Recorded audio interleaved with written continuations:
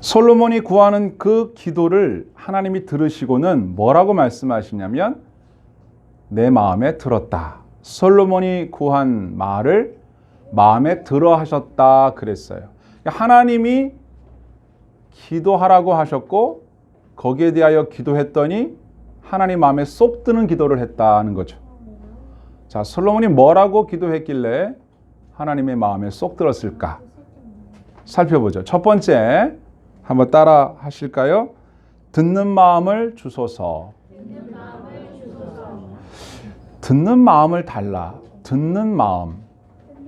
왜 듣는 마음을 달라고 기도했을까? 9절 말씀을 같이 보시겠습니다. 9절이에요.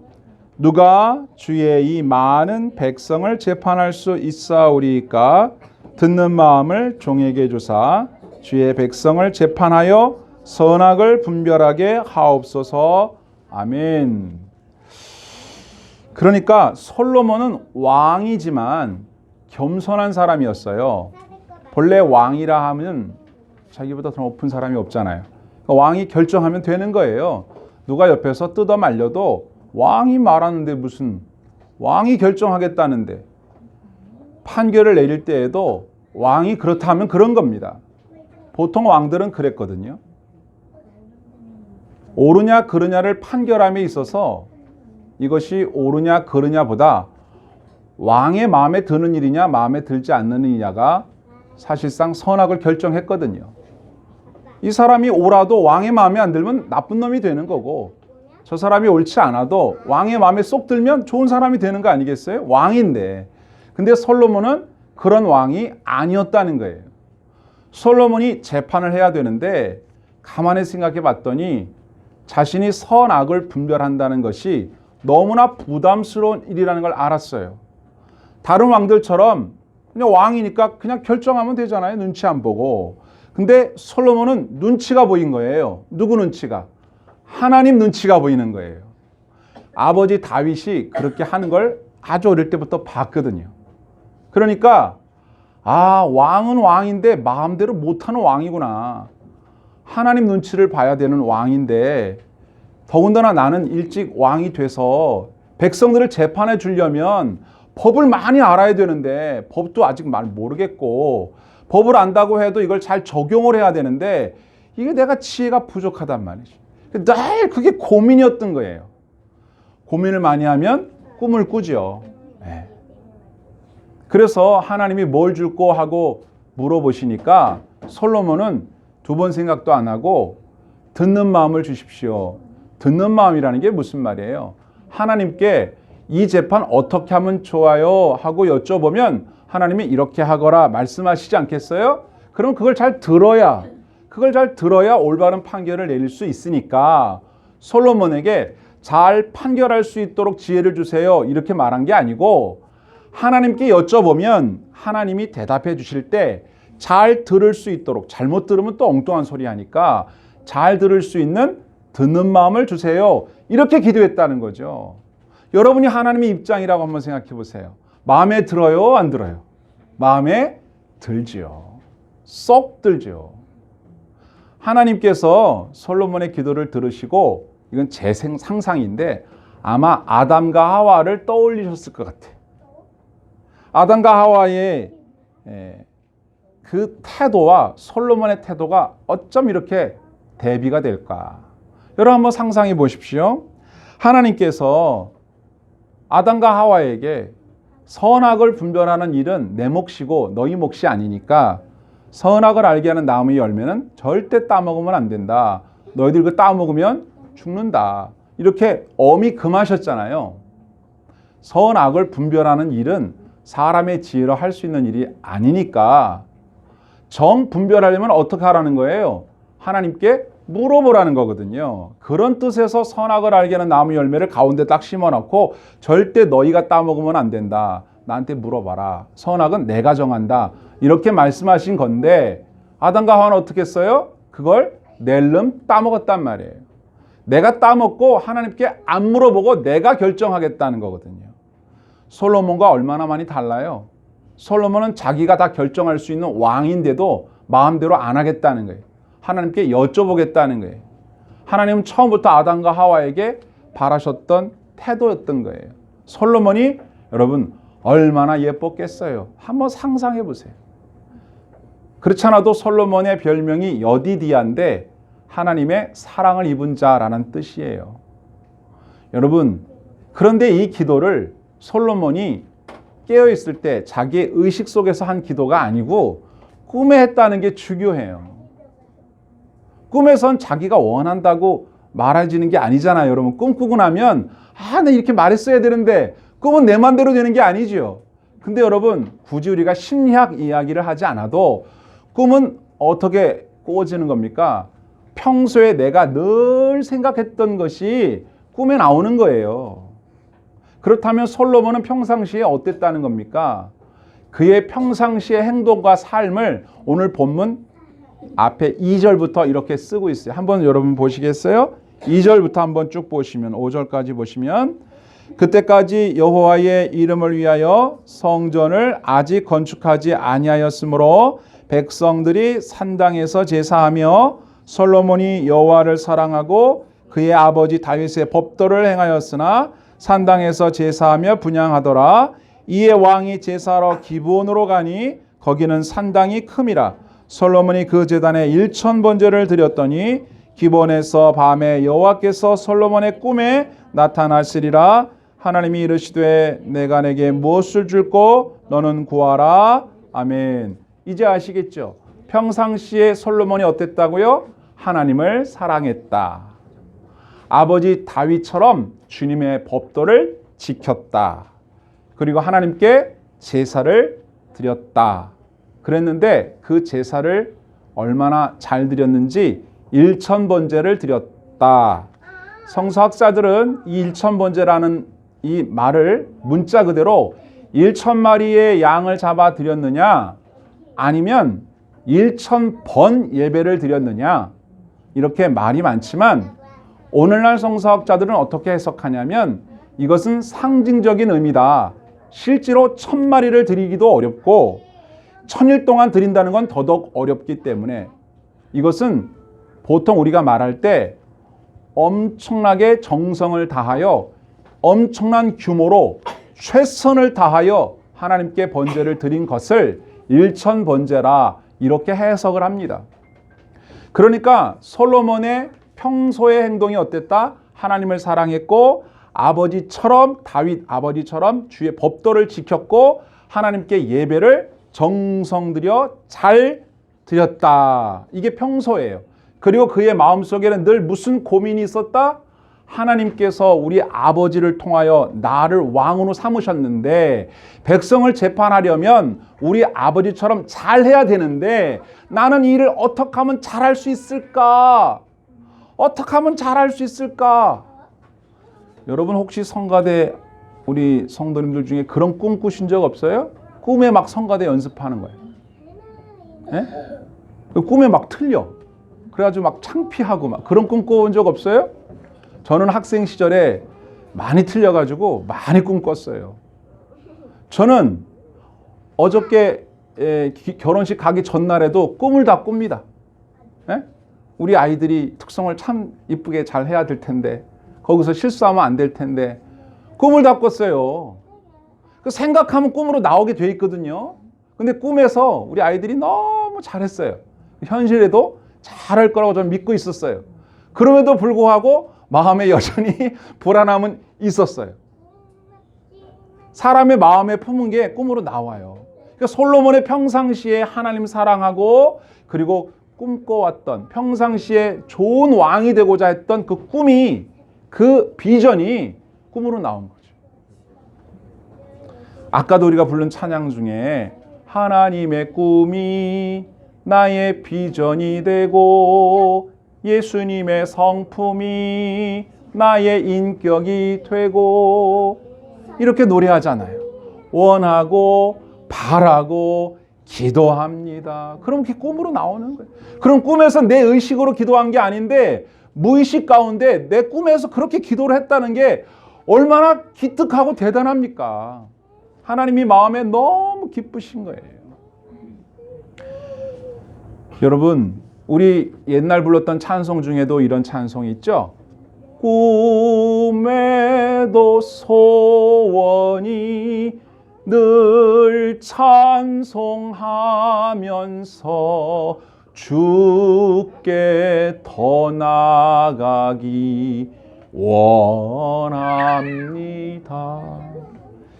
솔로몬의 꿈, 그리고 야곱의 꿈, 이것이 저와 여러분들의 꿈이 되고 꿈속에서라도 내가 무의식 중이라도 주님이 물으시면 대답할 수 있는 그와 같은 믿음의 사람들 되시기를 축복합니다. 아멘. 얼마나 귀한지 몰라요. 또 하나, 하나님께서 솔로몬의 기도가 마음에 쏙 들었던 이유는 이와 같은 이유에 있습니다. 한번 저를 따라 하실까요? 자기를 위하여 구하지 아니하고. 본문 말씀 11절에 한번 보시면 이에 하나님이 그에게 이르시되 내가 이것을 구하도다. 이것은 방금 말씀드린 대로 듣는 마음. 그랬죠? 그러니까 주님 뭐라고 하세요? 자기를 위하여 장수하기를 구하지 아니하며 부도 구하지 아니하며 자기 원수의 생명을 멸하기도 구하지 아니하고 오직 송사를 듣고 분별하는 지혜를 구하였으니. 하나님 마음에 든 건 뭐예요?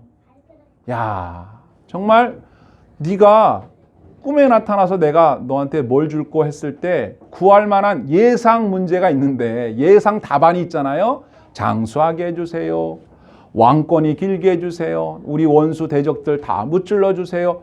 뭐 부귀영화 권세 주세요. 할 수도 있지 않습니까? 우리도 다 소원하는 바니까. 그런데 솔로몬은 그렇게 기도하지 아니하고 예수님 하나님 말씀에 뭐라고요? 자기를 위하여 구하지 아니했다. 그게 마음에 들었다는 거예요. 여러분 뭐가 떠오릅니까? 예수님 말씀하신 먼저 그 나라와 그 의를 구하라. 그리하면 이 모든 것을 너희에게 더하시리라. 우리에게 부귀영화 권세가 필요 없다는 게 아니에요. 그것도 있으면 좋죠. 그런데 솔로몬은 뭘 먼저 구했다? 자신에게 주어진 왕의 사명, 자신이 왕으로서 백성을 어떻게 하면 잘 다스릴 수 있을까? 왜냐하면 왕이라고 하는 직분은 여러분 잘 아시는 바와 같이 머리에 기름을 부어서 세우는 직분이잖아요. 머리에 기름을 부어 세우는 직분이라고 하는 것은 하나님의 대리자로서 하나님의 심부름꾼으로서 왕의 역할을 감당한다는 뜻이에요. 그러니 솔로몬은 요즘 우리가 생각하는 뭐 권력을 가진 사람이나 예전 봉건 시대와 같은 왕처럼 왕이 되면 이제 모든 건 끝났다. 이제 부귀영화 권세는 다 내 거다. 내 말이 곧 법이야. 엎드려 임마들아. 이렇게 말하는 왕이 아니고 하나님의 사명자로서 하나님의 일꾼으로서의 왕이었던 거예요. 이 백성은 내 백성이 아니고 누구 백성이에요? 하나님 백성이에요. 하나님 백성을 어떻게 하면 잘 인도할 수 있을까를 늘 고민했던 솔로몬에게 주님이 뭘 줄까 물어보니까 자기를 위한 건 하나도 구하지 않고 이 사명 잘 감당할 수 있게 해달라 기도했으니 기가 막힐 노릇이죠. 하나님의 마음이 얼마나 기뻤겠어요. 바로 이겁니다.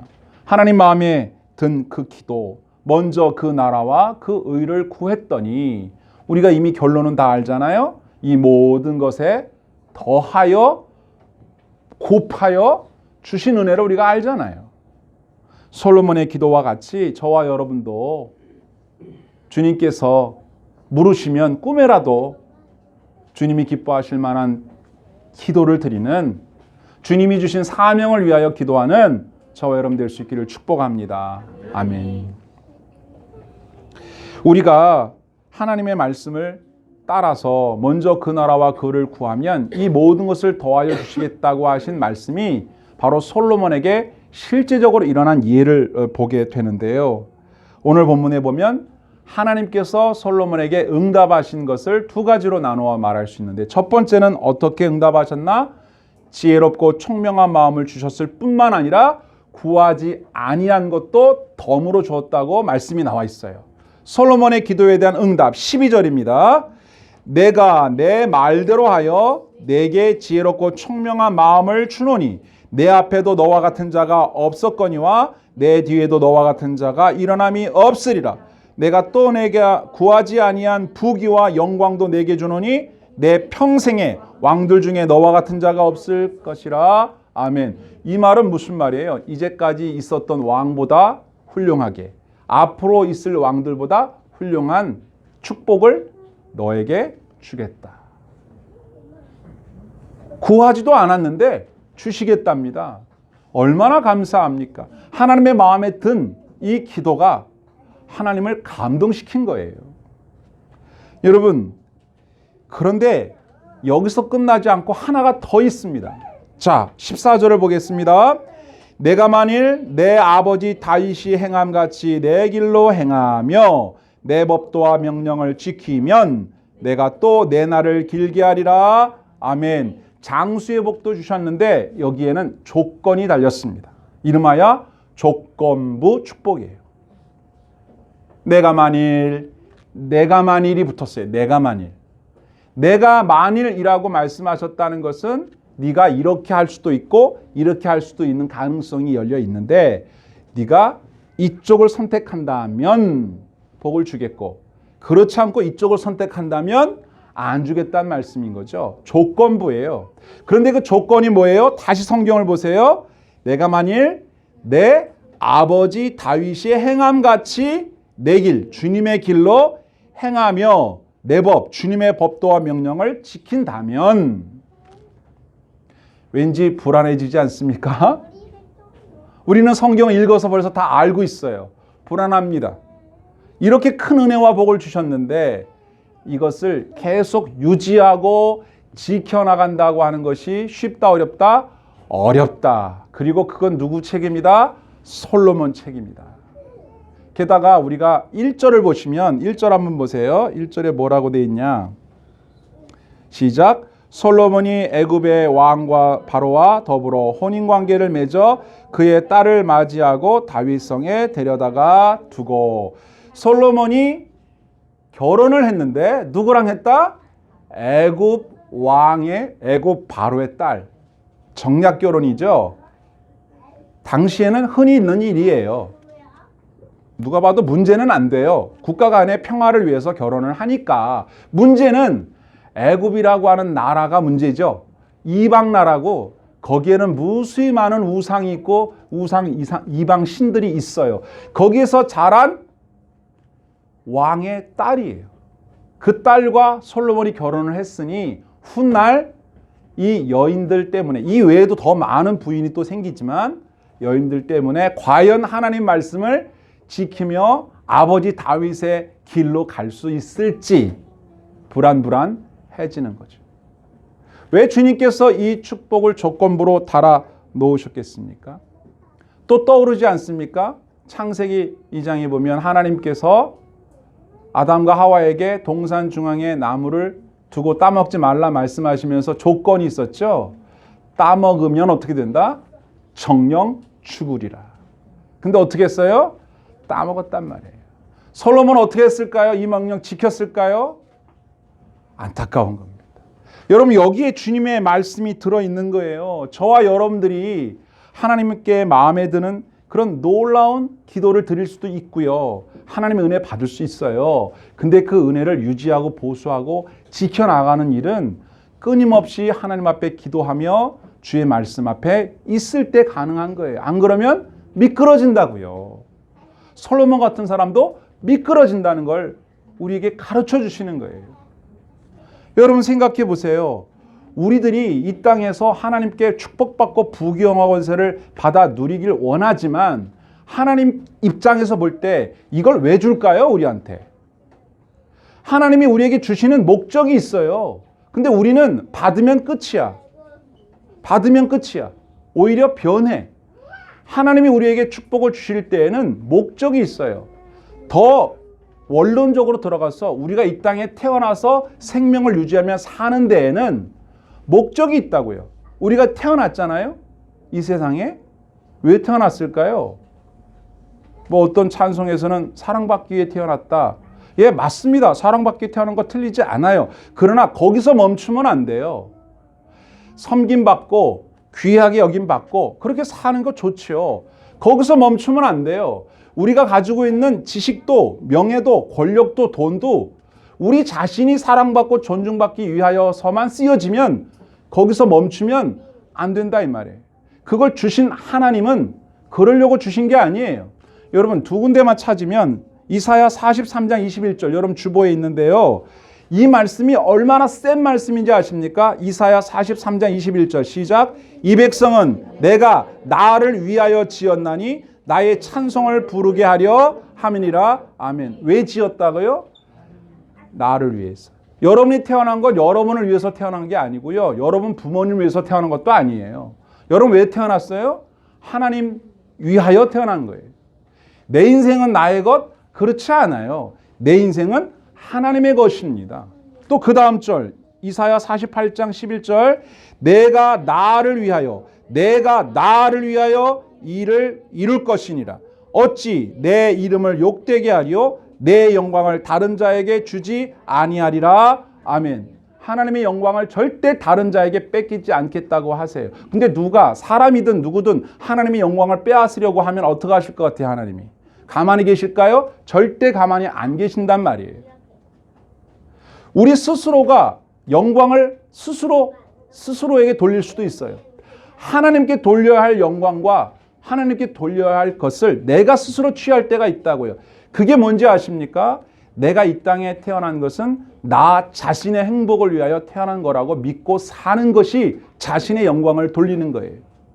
그렇게 살면 안 되거든요. 근데 하나님께서 이 땅에서 행복하게 살라고 많은 축복을 주십니다. 그럼 우리는 어떻게 살아야 돼요? 주님이 주신 축복이니 이 축복을 가지고 이제 앞으로 주님을 위하여 살겠습니다.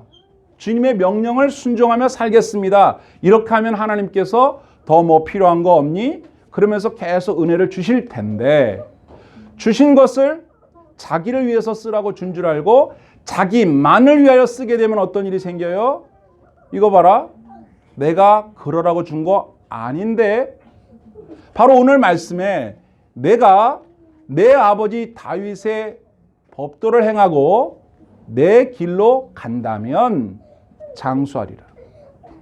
여러분 하나님을 경외하는 사람에게 주는 축복이 바로 장수의 축복이고 아담과 하와가 하나님께 범죄하였을 때 받은 벌이 뭐예요? 죽으리라예요. 죽으리라. 생명의 문제입니다. 그래서 오늘 이 말씀이 우리에게 있는 겁니다. 여러분 앞에 부분은 마음이 참 좋았는데 뒤로 가니까 부담이 확 몰려오지 않습니까? 원래 기독교가 그런 거예요. 처음에 예수 믿을 때는 예수만 믿으면 모든 게 다 해결될 것만 같고 너무 행복하고 너무 기뻤죠. 예수를 믿으면 믿을수록 우리의 마음은 점점점 부담스러워집니다. 왠지 아십니까? 주님이 우리에게 기대하시는 사명이 무엇인지를 깨달았기 때문입니다.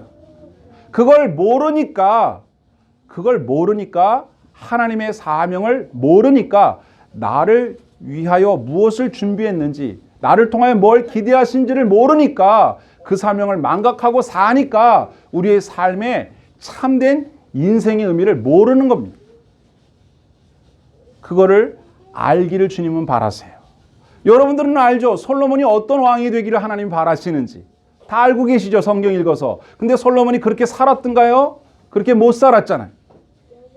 그러면 우리들의 인생도 마찬가지입니다.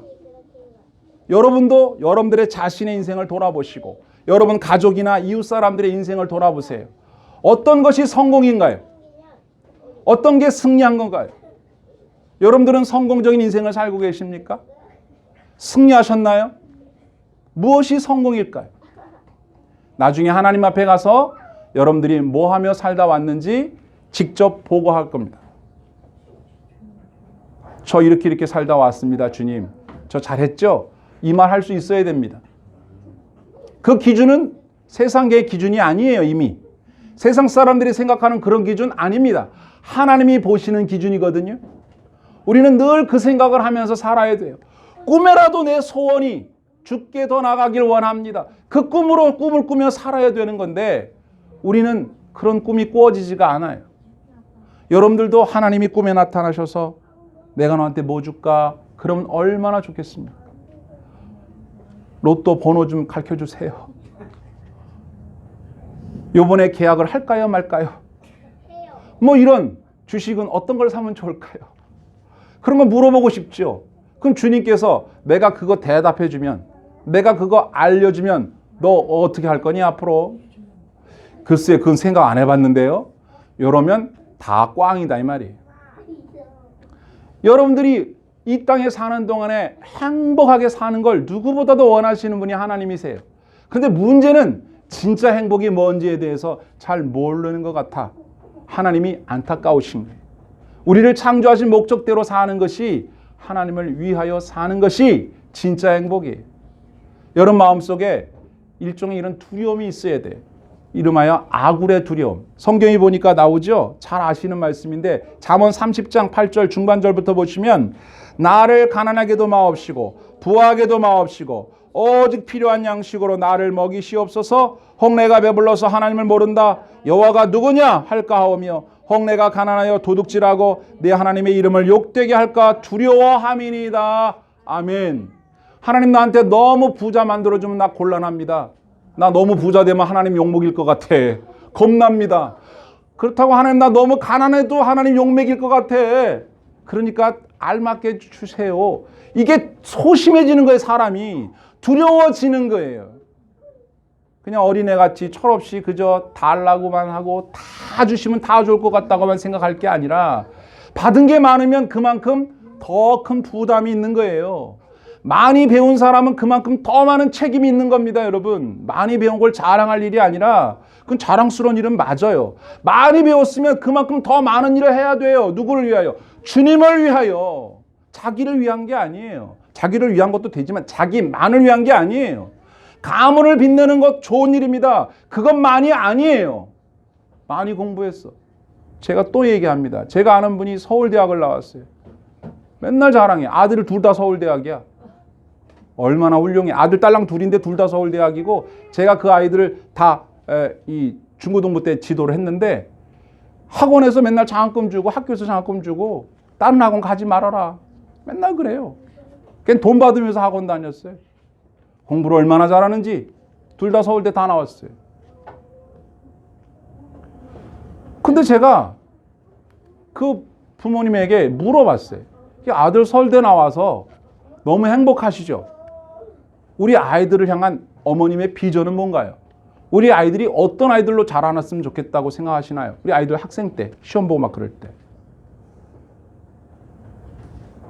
없어요, 생각이. 뭐 지들이 알아서 살겠죠. 그게 끝이요, 끝.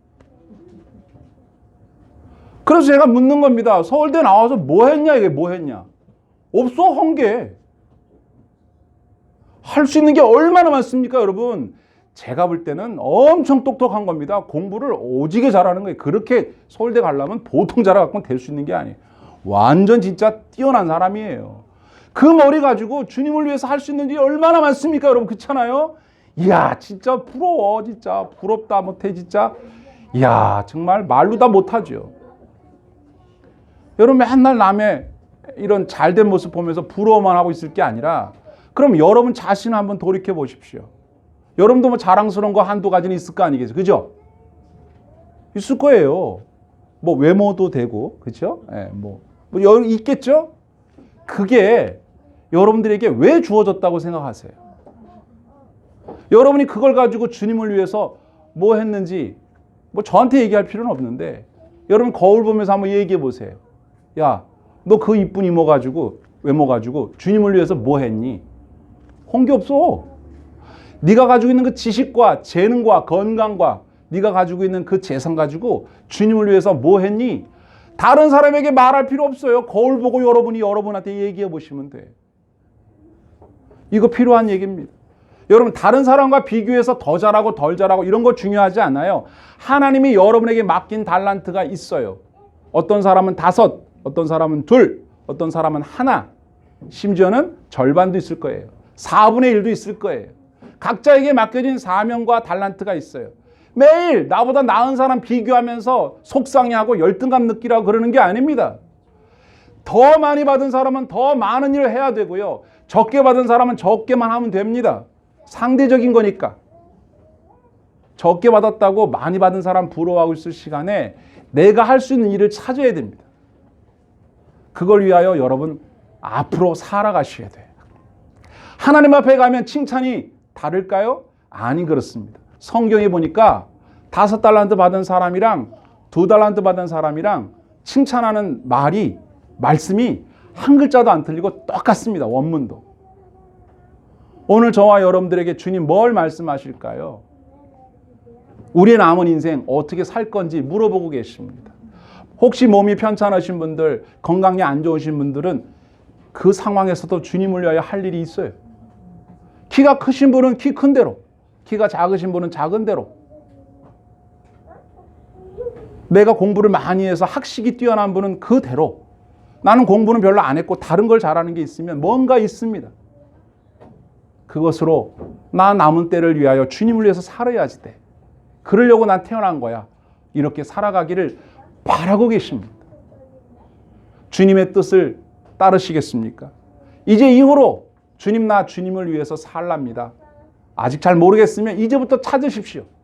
이미 알고 계신 게 있다면 잃어버렸던 과거의 사명 다시 붙잡으시고 그걸 위하여 기도하십시오. 주님, 나 이거 잘할 수 있도록 지혜 좀 주세요.